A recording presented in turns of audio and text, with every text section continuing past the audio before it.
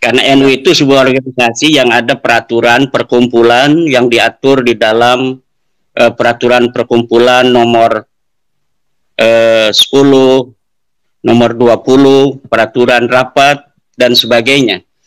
Jadi kalau sebuah pendapat mewakili PBNU itu harus ada forumnya. Satu, forum muktamar, atau forum Munas Alim Ulama, atau forum Bahsul Masail yang ditandatangani oleh Surya.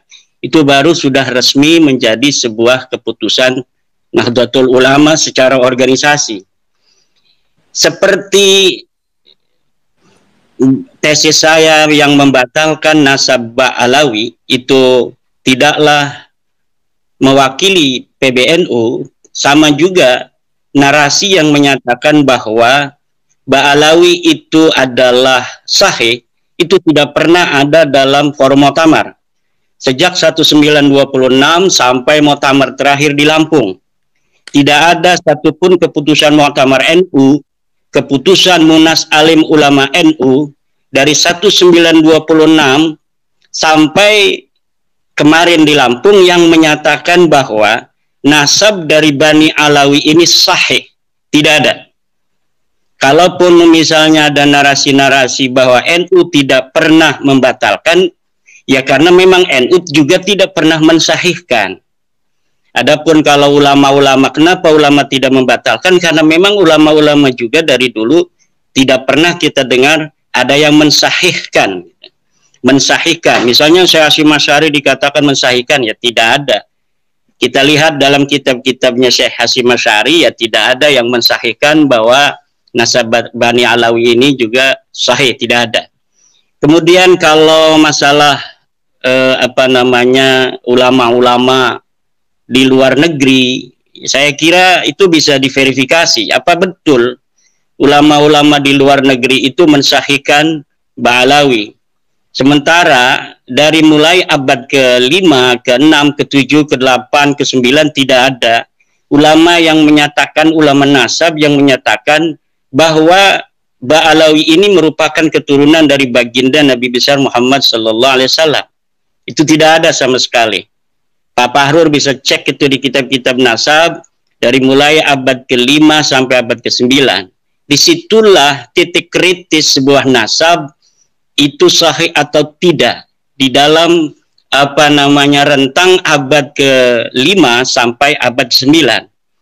Sementara pengakuan bahwa Ba'alawi ini merupakan keturunan dari baginda Nabi besar Muhammad SAW itu mulai ada sejak abad ke-9, yaitu dimulai dari Abu Bakar As-Sakran, Ali bin Abu Bakar As-Sakran.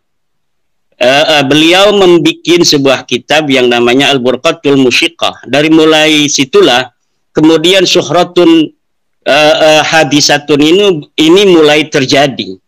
Kalau dikatakan bahwa nasab Ba'alawi ini sekarang sudah syuhrah dan istifadah, syuhrah dan istifadahnya itu munqati'atun fil qarnit tasi'.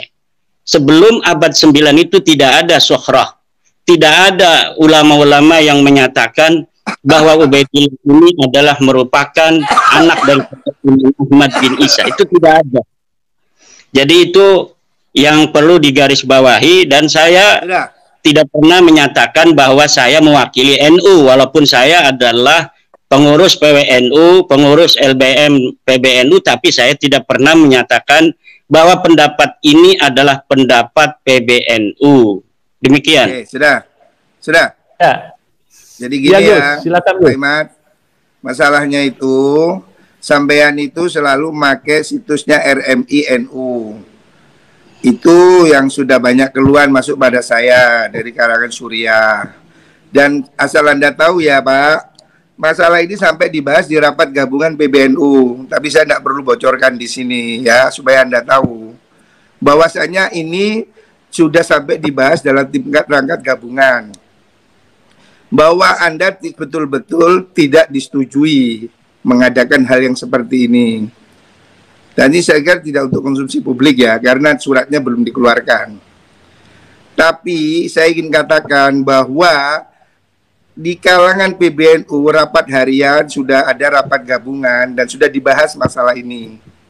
tidak ada yang menyetujui pemikiran Anda. Ya, kalau makanya, itu sudah ada rapat, kan rapat itu ada risalah rapat, ya itu nanti kita bisa lihat dalam risalah rapat. Anda bisa cek ini, ada yang ikut rapat. Kemudian, tapi ini belum waktunya saya keluarkan, karena ini masih ada beberapa pertimbangan ya. Tapi yang jelas, Anda jangan gunakan situs RMI untuk berpolemik. Kenapa Anda dikatakan menggunakan nama NU? Karena Anda selalu menguploadnya itu di RMI PBNU.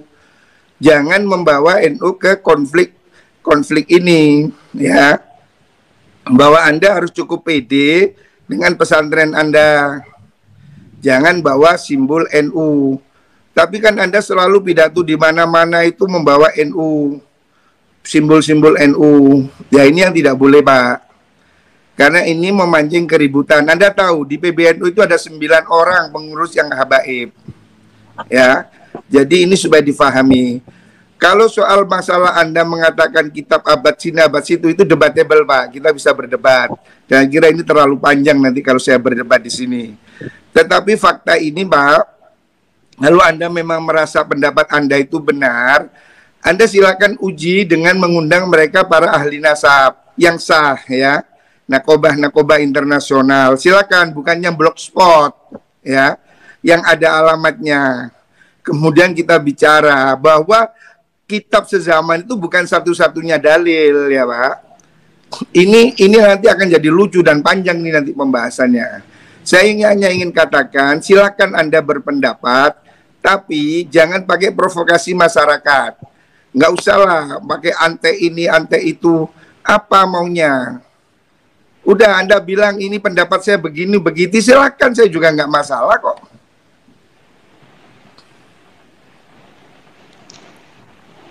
Ya, baik.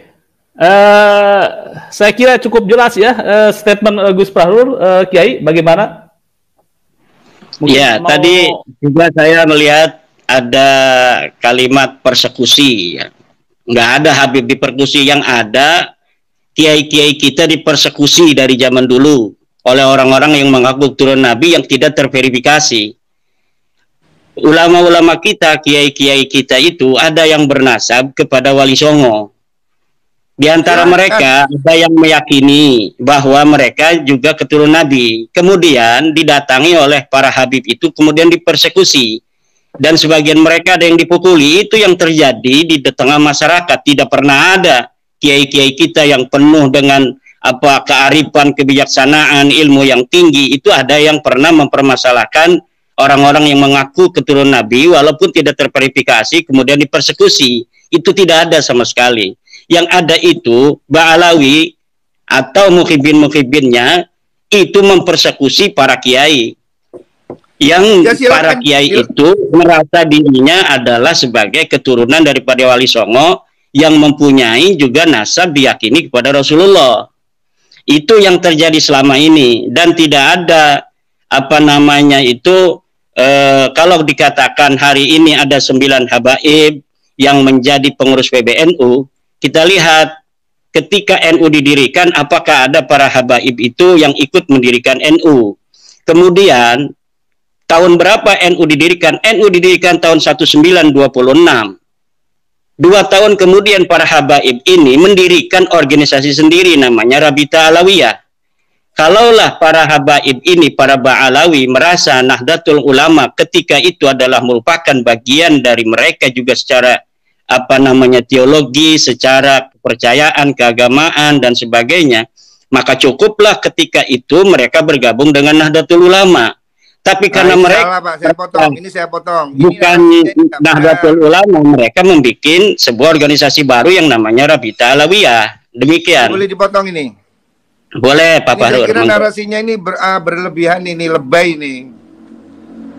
Rabita Alawiyah kan grup keluarga. Beda dong. Kalau saya bukan perkumpulan Jawa, ya nggak ada masalah dengan NU. Kenapa ini kok di hari ini Pak Fahrul berbeda? Pak Fahrul harus tahu itu Rabita Alawiyah membuat tingkat kecamatan di seluruh Indonesia ini tahun 2022-2021 ini.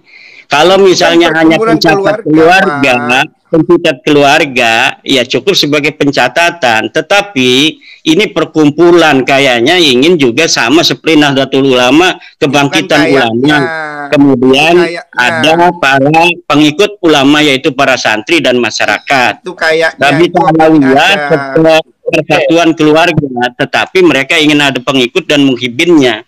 Ini saya kira ya perlu juga mendapat perhatian dari para petinggi PBNU semacam Pak Fahrur ini, melihat kenyataan yang ada di bawah, apa yang terjadi di tengah warga kita, warga Nahdlatul Ulama, terkait dengan irisan para habaib yang diagungkan oleh para kiai-kiai NU, tetapi kemudian mereka justru tidak menguatkan NU. Coba kita lihat di dalam YouTuber itu yang mengupload video-video narasi bagaimana seorang Habib ada yang mengharamkan anak-anak NU untuk masuk ke Banser. Orang-orang Jawa, anak-anaknya jangan sampai masuk ke Banser, jangan sampai masuk ke Ansor. Itu dilakukan oleh para habaib. Ada juga ini sudah melebar, Pak. Ini sudah melebar. Ini bisa diverifikasi Pak Fahrur. Siapa ini yang berani untuk menghina Hasyim Asy'ari? Tidak ada yang berani menghina Hasyim Asy'ari di Indonesia ini kecuali dari Ba'alawi Faisal Assegaf. Bagaimana terakhir Twitter dia menghina ketum PBNU kita, Gus Yahya? Tidak ada yang lain yang berani seperti itu kecuali dari Ba'alawi. Ini juga harus menjadi perhatian Pak Fahrur dan para petinggi NU lainnya. Cukup. Gus Dur siapa yang berani? Yang berani menghina Gus Dur, menghina Yeni. Itu hanya Siap, baik. Mungkin Gus Fahrur, coba kita ada tanggapan atau persoalannya kan persoalan kajian nasab ini berekses terhadap rasisme ya, intinya kalau ini kajian ilmiah, saya nggak ingin ini menjadi debat kusir ya, ngomong nasab kemudian ke soal lain ini untuk apa gitu loh ya. Pak Fahrur tadi ngomong masalah ekses. Saya berikan fakta-fakta yang ada di tengah masyarakat demikian. Iya sebenarnya. Jadi gini loh ya, kelakuan orang itu nggak bisa digendari semua orang. Kalau ada orang Jawa itu ikut PKI, kan tidak semua orang Jawa itu PKI. Jadi saya ini tidak mau ini menjadi satu klan. Jadi ada orang melarang Banser ya dia.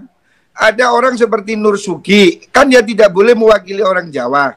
Ada orang NU seperti Kiai Benu yang kemarin telepon Tuhan. Apakah itu NU? Terus NU adalah menelpon Tuhan? Tidak bisa begitu, Pak. Ya, jadi ini orang ke orang harus dibedakan. Kalau Anda mau concern pada kajian nasab, ya Anda berfokus pada kajian nasab. Kalau Anda mau mengatakan ini soal NU, ya orang bicara tentang NU dan Anda sebagai apa? Ini sekarang kita ini kan maunya diadu-adu NU supaya begini, ini sudah begitu. Kalau NU ini merasa ini meresahkan, Ketua Umum PBNU lebih ngerti apa yang harus dilakukan, gitu loh. Nggak harus kita provokasi orang-orang, kayaknya kita harus perang, bikin laskar, apa-apaan ini. Kalau Anda mau ngomong nasab aja, concern di situ. Bikin tulisan, bikin kajian yang tepat, landasan teori yang benar, kemudian lakukan studinya dengan triangle data, ada studi lapangannya, ada wawancaranya. Itu Anda benar sebagai peneliti. Dan tidak usah melebar kemana-mana. Dan itu sudah saya serahkan, saya kirimkan pertanyaannya kepada Rabita Alawiyah dan mereka tidak bisa menjawabnya karena memang nasab mereka itu terputus, maudhu'un munqati'un, batilun, tidak bisa dijawab. Dan kalau misalnya ada sebuah narasi dari Pak Fahrur di Tempo tadi saya baca, harus dihentikan ini pembahasan nasab. Yang harus dihentikan adalah pengakuan Ba'alawi sebagai turunan Nabi yang tidak terverifikasi, yang harus dihentikan. Karena secara kajian nasab dia terputus, secara kajian DNA dia bukan bangsa Arab Acan, dia bukan keturunan Bani Quraisy, dia bukan keturunan Bani Hasyim, dia bukan keturunan Ba'alawi, dia bukan keturunan Nabi Muhammad. Ini yang harus dihentikan, pengakuan sepihak sebagai keturunan daripada Nabi besar Muhammad sallallahu alaihi wasallam. Allahumma sholli alaihi. Jadi itu pendapat Anda, saudara. Bukan pendapat saya, ini pendapat pakar DNA. Ini pendapat pakar DNA. Semua begitu, saudara. Ini bisa untuk diuji siapa yang berani untuk berdiskusi, berdialog, seorang pakar DNA dari Balawi untuk mematahkan narasi dan kesimpulan Pak Dr. Sugeng. Tidak ada. Karena kesimpulan semacam itu kesimpulan yang sangat presisi, dan itu pun tidak satu-satunya dari Indonesia yang berpendapat. Dr. As-Suaibi itu berpendapat yang sama seperti Dr. Sugeng. Umar Az-Zaid juga berpendapat yang sama tentang tes DNA. Dan ini saya kira sudah waktunya PBNU atau MUI untuk mengeluarkan sebuah maklumat bahwa memang Balawi ini bukanlah keturunan baginda Nabi besar Muhammad sallallahu alaihi wasallam. Karena apa? Eksesnya ini hanya ke warga NU. Kenapa kita ini setiap tulisan saya minta admin untuk kemudian menampilkan tulisan saya di RMI, karena RMI itu Rabita Mahid Islamiyah, persatuan ikatan pondok-pondok pesantren yang didawir-dawir oleh para kabib-kabib oknum itu adalah para kiai pesantren, dimintain uang 5 juta, 10 juta, 20 juta, bahkan ada yang 100 juta, itu kalangan pondok pesantren. Jadi ada kaitan. Kenapa tulisan-tulisan saya tentang bahwa nasab Ba'alawi ini batal itu ditaruh di Rabita Mahid Islamiyah? Mereka para kiai-kiai berterima kasih. Semenjak isu nasab ini batalnya mereka itu diketahui publik, mereka tidak lagi datang para kiai untuk minta-minta uang. Itu diantaranya Pak Fahrur yang harus diketahui. Baik. Langsung mungkin Pak Fahrur bisa menanggapi bahwa tadi kan persoalan nasab itu terputus itu kan. Silakan Agus. Ya, jadi gini, nasab terputus itu menurut Pak Imad, kan sudah saya katakan bahwa Anda harus menyediakan ruang untuk berbeda pendapat, ya. Anda boleh mengatakan begitu, saya juga nggak ngelarang. Tapi faktanya di dunia ini hanya Anda. Saya ini Pak sudah ikut beberapa forum internasional, saya sudah ketemu mereka. Dan mereka semua mengakui nasab itu, orang yang saya temui. Mereka ini apakah mereka punya otoritas di dalam masalah nasab? Ini yang harus kita jangan terlalu merasa rendah diri di hadapan bangsa-bangsa luar. Kalaulah harus seorang putra Indonesia yang menemukan batalnya nasab Ba'alawi, kenapa kita harus merasa rendah diri sebagai bangsa Indonesia yang besar? Kenapa harus orang Arab saja yang mengetahui sesuatu tentang hukum-hukum agama? Yang jelas itu dalilnya yang perlu diuji. Saya sudah kirim surat pada Syekh Mahdi Rajai dari Iran. Katanya dia pakar nasab. Katanya dia memberikan surat pengesahan pada Balawi. Saya tantang Mahdi Rajai atau siapapun yang berpendapat yang sama dengan Mahdi Rajai bahwa nasab Ba'alawi ini sahih, saya tantang untuk berdiskusi dan membawa dalil-dalil kesahihan itu. Saya yakin mereka tidak akan bisa untuk membawakannya. Iya, cukup. Itu kan menurut Anda. Akan kasih kesempatan gue Gus Fahrur mungkin secara gamblang. Gus, silakan. Jadi gini loh Pak, kita ini bukan satu-satunya orang yang paling hebat di dunia Pak. Mohon maaf. Orang itu berilmu itu juga ada sanadnya, ada gurunya ya. Saya itu nggak tahu Pak Imad itu belajar nasab di mana, kok tiba-tiba merasa dirinya ahli nasab. Jadi saya juga nggak paham. Kalau Pak Kures itu ahli tafsir karena dia memang doktor tafsir. Gus Baha itu ahli fikih karena dia alumni Sarang yang memang spesialis fikih. Jadi kita ini mesti tahu diri lah Pak. Jangan kemudian seakan orang sak dunia bodoh, saya pintar sendiri. Ini yang harus dijauhi ya. Bahwa Anda berpendapat begitu saya tidak menafikan Pak. Tapi saya ingin katakan pada Anda bahwa Anda tidak sendirian di dunia ini. Bahwa ilmu nasab ini bukan Anda sendiri yang menguasai ya. Dan ini kemudian tidak hanya di Indonesia. Kan lucu kalau Anda batalkan hanya di Indonesia, yang di Mesir, yang di Kuwait, yang di Bahrain, yang di seluruh dunia. Apakah kemudian Anda bilang batal hanya Indonesia? Kan nanti jadi lucu Pak. Dan Anda itu bukan hakim yang bisa batal-batalin orang. Dan nasab itu bukan wudhu yang bisa batal ambil lagi gitu loh. Jadi lucu ini nanti. Intinya gini aja loh Pak, Anda boleh berpendapat, silakan. Oke, menurut saya begini. Tapi kemudian Anda tidak berhak untuk menjadi hakim kebenaran. Semua orang salah, saya sendiri benar, orang sak dunia salah. Ini terlalu besar Pak menurut saya ya. Jadi kita tinggal lihat masyarakat aja Pak Fahrur, nanti masyarakat apakah akan melihat dalil-dalil dari keterputusan itu yang kuat, apakah akan melihat atau mengikuti Pak Fahrur dengan tanpa dalil bahwa nasabah alawi itu sahih. Bukan tanpa dalil, Pak. Cuma saya males berdebat dengan Anda. Saya males. Saya sudah baca kok sebelumnya tesis Anda itu saya lihat itu di tulisannya Murad Syukri. Itu sudah mirip-mirip lah. Di beberapa internet saya lihat itu narasi-narasi yang hampir sama. Jadi saya nggak kaget, Pak. Dengan apa yang Anda ungkapkan itu saya nggak kaget. Jadi kita sama-sama melek internet, Pak. Jadi saya kalau begitu tinggal dipatahkan saja. Tinggal dipatahkan. Kalau memang Pak Fahrur punya dalil, silakan. Mana dalilnya yang menyatakan bahwa Ubaidillah sebagai anak Ahmad? Mana dalilnya bahwa Ahmad bin Isa itu dia pindah ke hijrah ke Yaman? Mana dalilnya bahwa Ahmad bin Isa pernah ada di Basrah? Mana dalilnya bahwa Ahmad bin Isa punya anak namanya Ubaid, kemudian Ubaid punya anak namanya Alwi, Alwi punya saudara namanya Jadid? Tidak ada Pak Fahrur. Itu menurut Anda, Pak. Sekali lagi ingin saya katakan, kalau misalnya Pak Fahrur ada, silakan. Saat ini dan pendapat itu. Jangan khawatir, banyak sekali, Pak. Itu remeh bagi saya, Pak. Tapi saya nggak ingin forum ini kemudian kita jadi debat kusir. Itu nanti kita ada satu forum sendiri. Oke, silakan. Saya tantang Pak Fahrur untuk menyiapkan forum dengan saya. Saya tantang Pak Fahrur untuk menyiapkan forum debat ilmiah tentang nasabah alawi yang putus ini. Cari dalilnya, kalau punya dalil. Dengan senang hati. Dengan senang hati. Al-Ra'si wal Ain. Al-Ra'si wal Ain. Naam. Ya. Anta dirukum. Al-Ra'si wal Ain. Anta dirukum. Al-Ra'si wal Ain. Jadi saya katakan, Pak, Anda ini nggak usah terlalu menggebu-gebu seperti ini, ya, sebagai orang sama-sama santri. Saya ini lama, Pak, mondok, Pak. Ngerti lah, Pak, orang bisa baca kitab, saya tahu. Ya, jadi nggak usah terlalu petetek kayak orang sedunia kalah semua beginilah. Bukan jadi masalah demikian. Karena apa? Narasi-narasi ini yang Anda kemukakan malam hari ini itu bukan satu-satunya alasan saya untuk kieng-kiengan kepada Bapak Fahrur.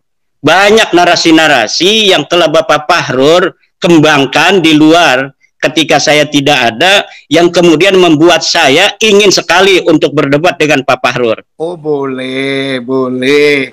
Enteng aja, saya nggak takut sama sekali kok. Ini soal gampang lah, nggak usah sepandeng. Apa sih ini juga bukan soal tanya kuburan kok. Nggak usah ribet lah. Saya ingin katakan, Anda boleh berpendapat, tapi Anda jangan menjadi pemilik kebenaran tunggal. Orang yang merasa yang lain salah, saya sendiri benar, itu hanya Wahabi, Pak. Kalau kita ini biasa dengan pendapat ini, pendapat itu, kita itu sangat luas dalam berhubungan, Pak. Dalil juga begitu, fikih punya banyak qaul, ya. Saya ingin ingatkan Anda. Yang kedua, jangan bawa-bawa struktur NU, nama Anda di NU, karena itu sudah jadi pembicaraan, Pak. Dan Pak Fahrur pun jangan bawa-bawa NU ketika sekarang ini, karena tidak ada keputusan NU seperti Pak Fahrur itu. Ya, tapi saya ketua PBNU yang membidangi LBM, Pak. Jadi iya, tapi NU itu organisasi yang ada aturan, yang ada perkumpulan aturan, ada RT dan sebagainya. Ya, betul. Makanya itu Anda... Keputusan PBNU itu ada di Muktamar, ada di Komplek, ada di Munas Alim Ulama, ada di Basul Mufakir. Biar satu-satu mungkin berbicara ini. Silakan. Sebentar lagi kita bikin closing statement. Gus Fahrur masih bisa tersambung? Ya, silakan Gus Fahrur. Hilang lagi saya ketemu. Ya, jadi begini Pak, closing statement saya, bahwasanya kalau Pak Imad itu hanya berhenti pada pemikiran bahwa dia menunjukkan suatu penelitian, itu tidak ada masalah, ya. Bahwasanya banyak sekali habaib yang saya kenal itu bukan yang dawir. Orang itu tergantung dengan apa yang dia pikir, Pak. Kalau orang itu baik, ya ketemu dengan yang baik. Saya ini ketemu dengan habaib yang jenderal, yang polisi, yang tentara, yang dokter, yang konglomerat. Pak Imad ketemu dengan yang dawir, ya saya nggak tahu ini kenapa sama-sama Habib saya kenal yang jenderal, Anda kenal yang dawir, ya.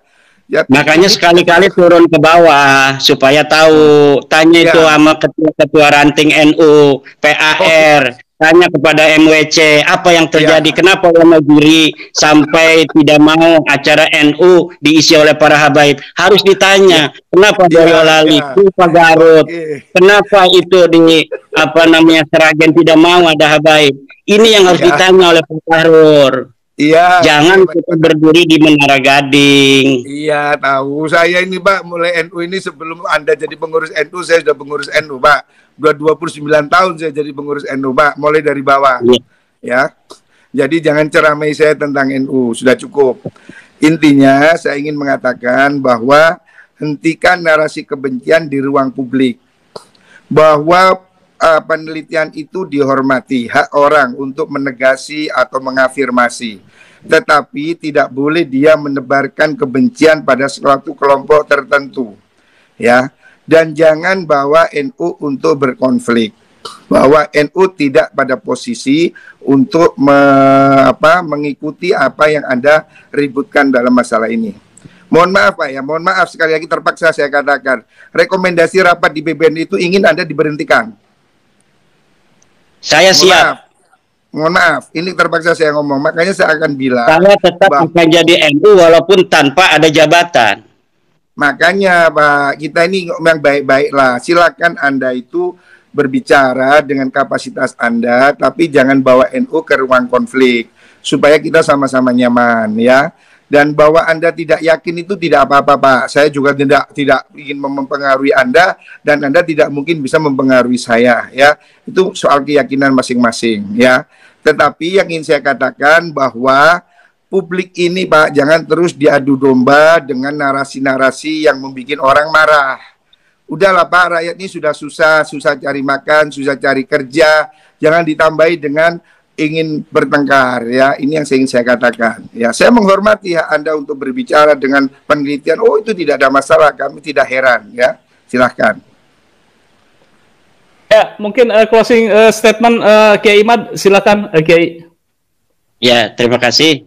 Ya, malam ini saya berbahagia bisa langsung untuk bertemu dengan Pak Fahrur. Terima kasih, Kang Mas Yusuf. Intinya bahwa kita mengkaji nasabah Alawi bukan karena kebencian, tetapi ingin menasehati dari Balawi oknum-oknumnya yang mencederai kebangsaan. Bahkan Negara Kesatuan Republik Indonesia dibuat susah 2016, 2019 oleh narasi-narasi anti pemerintah yang dikembangkan oleh oknum-oknum Balawi. Kita ingin menasehati, kalaulah mereka berbuat demikian karena nasab mereka itu putus, nasab mereka itu batil, nasab mereka itu maudhu.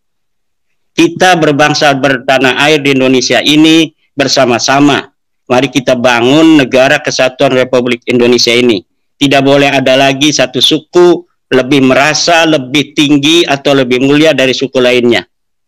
Kita bangsa Indonesia 1945 kita merdeka dengan senang hati. Orang-orang yang bukan keturunan bangsa Indonesia kita terima sebagai warga negara Indonesia. Mari kita sama-sama bangun Negara Kesatuan Republik Indonesia ini. Dan warga NU sebagai mayoritas Islam yang ada di Indonesia mengaku dirinya sebagai NU tidak boleh menjadi objek bagi orang-orang yang mengaku sebagai keturunan Nabi, kemudian mengeksploitasi pengakuan itu untuk memperbudak umat Islam, terutama warga Nahdlatul Ulama, warga daripada organisasi yang dibentuk, didirikan oleh para ulama, para kiai, penerus perjuangan Wali Songo. Demikian. Assalamualaikum warahmatullahi wabarakatuh.